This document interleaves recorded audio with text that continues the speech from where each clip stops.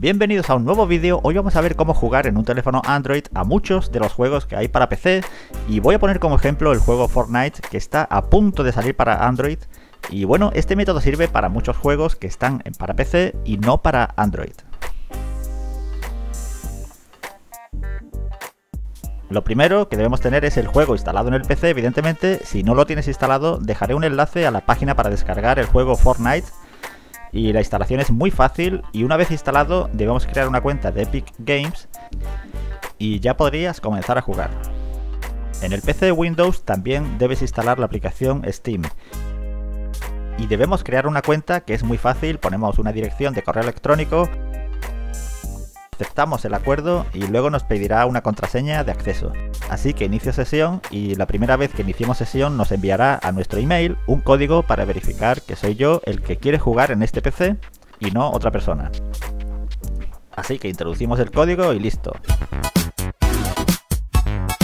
Esta aplicación Steam tiene un montón de juegos de pago y también alguno gratuito, pero lo que nos interesa es ir a la biblioteca y pulso en añadir un juego que no es de Steam. Y aquí aparecen las aplicaciones y juegos instalados en este PC. Si no nos aparece el juego que queremos, pulsamos en buscar y añado la ubicación donde esté el juego instalado. El juego Fortnite está aquí junto al resto de aplicaciones instaladas y aquí tenemos la ruta del ejecutable, así que marco la casilla y añado el juego. Para jugar en tu dispositivo Android tendrás que instalar también la aplicación Steam Link. Y lo primero que nos pide es emparejar el mando de control remoto y puedes conectar el mando por cable si no tienes mando Bluetooth, y yo voy a conectar por Bluetooth el mando de la PlayStation 4 pulsando en el botón Share y botón Play al mismo tiempo. Esperamos a que la luz deje de parpadear y ya estaría emparejado. En otros vídeos me habéis puesto en los comentarios que después de emparejar el mando con el teléfono no podéis jugar en la Play, y para que vuelva a funcionar en la Play debemos encender la consola, conectar el mando por cable USB y pulsar en el botón Play en el mando para que la consola vuelva a reconocerlo.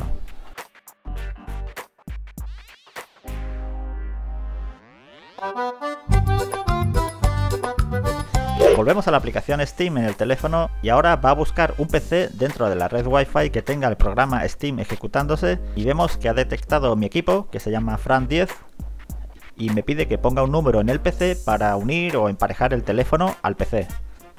Así que ponemos nuestro número y listo.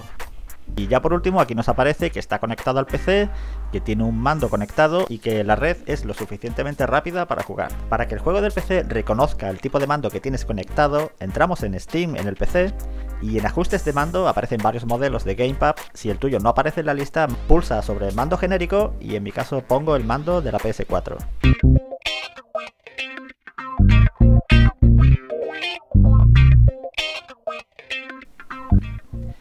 Si la pantalla queda muy pequeña, como me ha ocurrido a mí en GTA V, podemos hacer zoom y ajustarla al tamaño de la pantalla de nuestro teléfono.